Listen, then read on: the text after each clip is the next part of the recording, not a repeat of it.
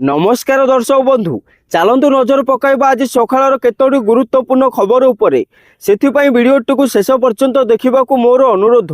वीडियोटी भल लगे वीडियोटी को लाइक कर चैनल को सब्सक्राइब करी कमेंट माध्यम जनातु आपण माने आम वीडियो केउ जिल्लारू देखुछंती। चलतु आज सकाळ खबर उपरे नजर पकाइबा। आजर प्रथम खबर आगु को आसुछि बड़ वर्षा। जिलापाल मानक चिठी लिखिले स्वतंत्र रिलीफ कमिशनर।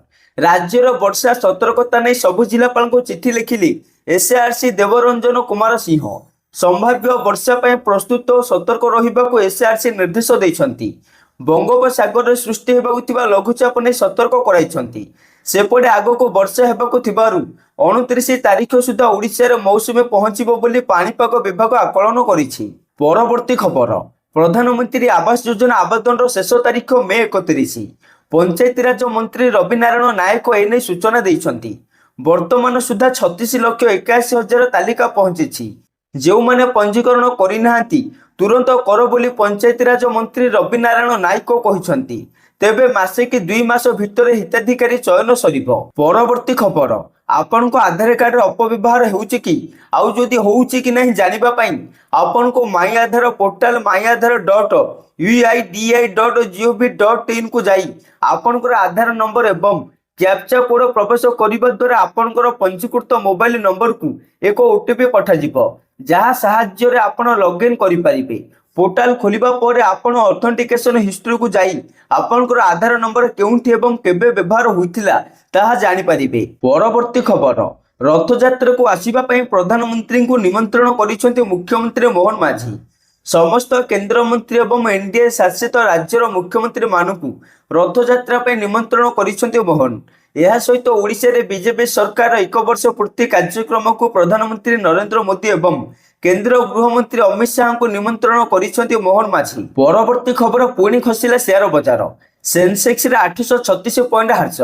गत किछि दिन हेबो भारतीय शेयर बजार रे उत्साह देखा देउथिला बेले मंगलवार पुणी निराश होइछंती निवेशक। सप्ताहर द्वितीय दिन अर्थात मंगलवार स्टॉक बजार रे कारोबार हार्स सहित आरंभ होइछि। बॉम्बे स्टॉक एक्सचेंज रो सेंसेक्स 836 पॉइंट हार्स पाई 8,41,339 रे पहुंची। परवर्ती खबर देश रे बढ़ुछि कोरोना मामला। आज समस्त राज्य सहित केंद्र बैठक। कोरोना मुकाबिला पई आज दिन 12टा समय रे सबु राज्य सहित कोविड स्थिति ने बैठक करिवे केंद्र स्वास्थ्य सचिव। कोविड स्थिति नियंत्रण रे अछि। जो 2टी भारिएंट केंद्र सरकार कहउछंती ताहा एते मारात्मक नुह। ओडिशा रे गोटे ही केस आसीछि तांको स्वास्थ्य भल रहिछि। परिवार रे काहार लक्षण नहीं गाइडलाइन परिवर्तन होइछि। लक्षण नथिले परिवार लोकंको टेस्ट हेबनी।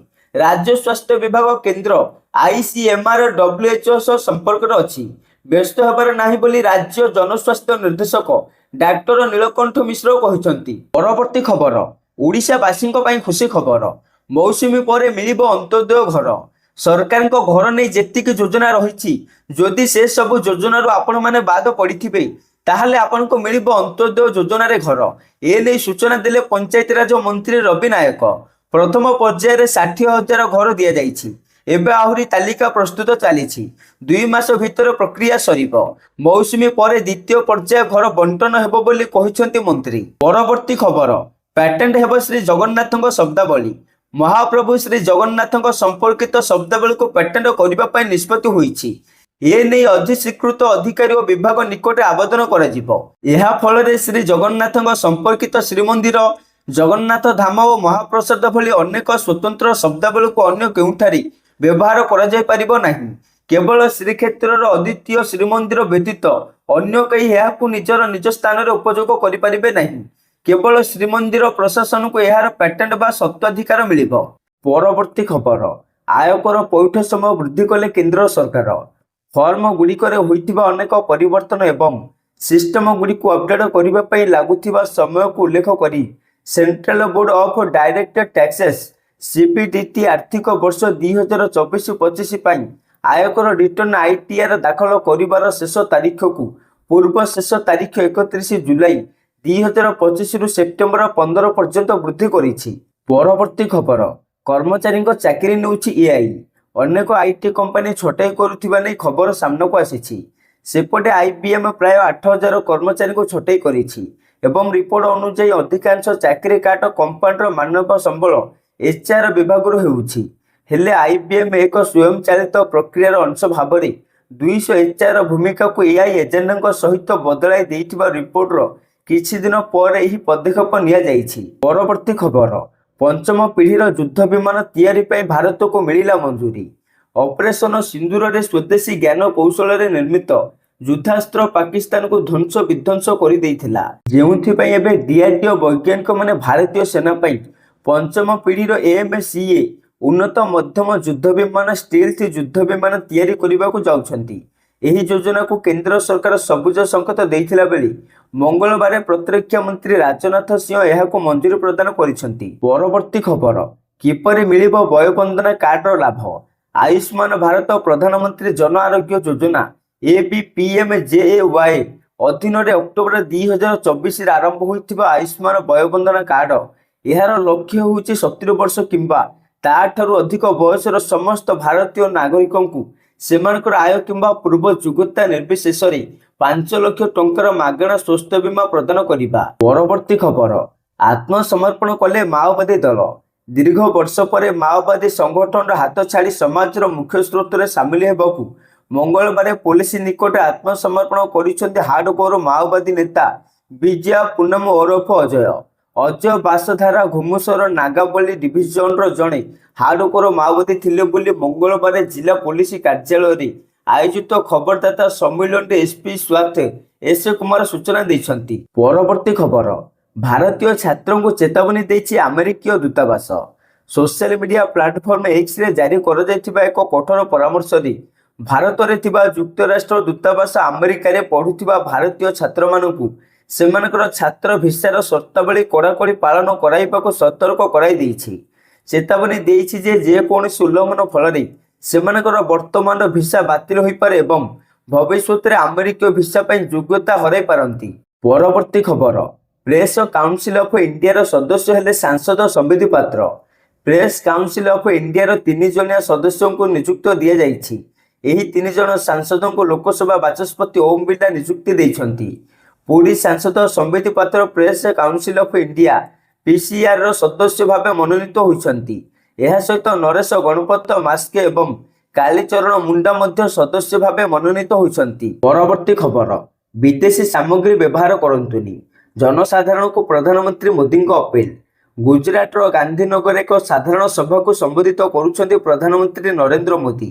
ଏଠି ମୋଦି କହିଛନ୍ତି, ଆମକୁ ଗାଁ ବ୍ୟବସାୟୀମାନଙ୍କୁ ଏହି ପ୍ରତିଶ୍ରୁତି ଦେବାକୁ ଉତ୍ସାହିତ କରିବା ଉଚିତ ଯେ ସେମାନେ ଯେତେ ଲାଭ କଲେ ମଧ୍ୟ ସେମାନେ ବିଦେଶୀ ସାମଗ୍ରୀ ବିକ୍ରି କରିବେ ନାହିଁ। କିନ୍ତୁ ଦୁର୍ଭାଗ୍ୟବଶତଃ ଆମେ ପୂଜା କରୁଥିବା ସାଧାରଣ ଗଣେଶ ମୂର୍ତ୍ତି ମଧ୍ୟ ବିଦେଶରୁ ଆସେ। କିନ୍ତୁ ଆମ ସମସ୍ତଙ୍କୁ ବିଦେଶୀ ସାମଗ୍ରୀକୁ ବ୍ୟବହାର କରିବା ଅନୁଚିତ। ଜଣେ ନାଗରିକ ଭାବରେ ଅପରେସନ ସିନ୍ଦୁର ପାଇଁ ଦେଶ ପାଇଁ କିଛି କାମ କରନ୍ତୁ। ଆପଣମାନେ ଘରକୁ ଯାଇ 24 ଘଣ୍ଟା ମଧ୍ୟରେ ନିଜ ଘରେ ଥରେ ଆଖି ବୁଲାନ୍ତୁ ଏବଂ କେତେ ବିଦେଶୀ ଉତ୍ପାଦ ବ୍ୟବହାର କରୁଛନ୍ତି ତାହାର ଏକ ତାଲିକା ପ୍ରସ୍ତୁତ କରନ୍ତୁ।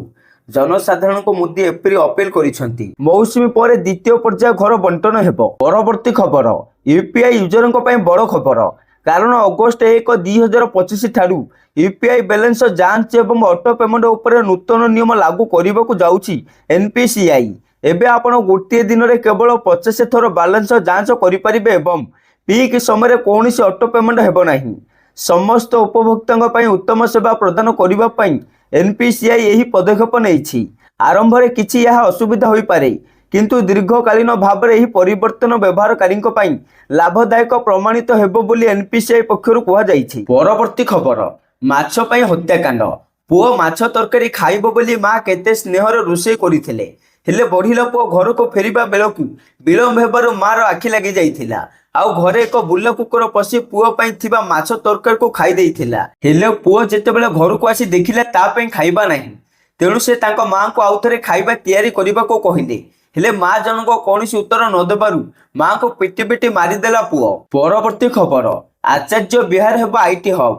ଆଚାର୍ଯ୍ୟ ବିହାରରେ ଥିବା ଓଡ଼ିଶା କମ୍ପ୍ୟୁଟର ପ୍ରୟୋଗ କେନ୍ଦ୍ର ଉକାକର ପୁରୁଣା କୋଠାକୁ ଭାଙ୍ଗି ସେଠାରେ ଏକ ଅତ୍ୟାଧୁନିକ ଟେକ୍ନୋଲୋଜି ବିଜନେସ୍ ଟାୱାର ନିର୍ମାଣ କରିବାକୁ ରାଜ୍ୟ ସରକାର ଯୋଜନା ରଖିଛନ୍ତି। ଏଥିପାଇଁ କେନ୍ଦ୍ର ସରକାର ଓ ରାଜ୍ୟ ସରକାରଙ୍କ ଉଦ୍ୟୋଗ ଗୁଡ଼ିକ ଠାରୁ ଏକ୍ସପ୍ରେସନ୍ ଅଫ୍ ଇଣ୍ଟରେଷ୍ଟ ଆହ୍ୱାନ କରାଯାଇଛି। ସେହି ସଂସ୍ଥା ନୂଆ ଟାୱାର ନିର୍ମାଣ କରିବ ବୋଲି ଜଣାପଡ଼ିଛି।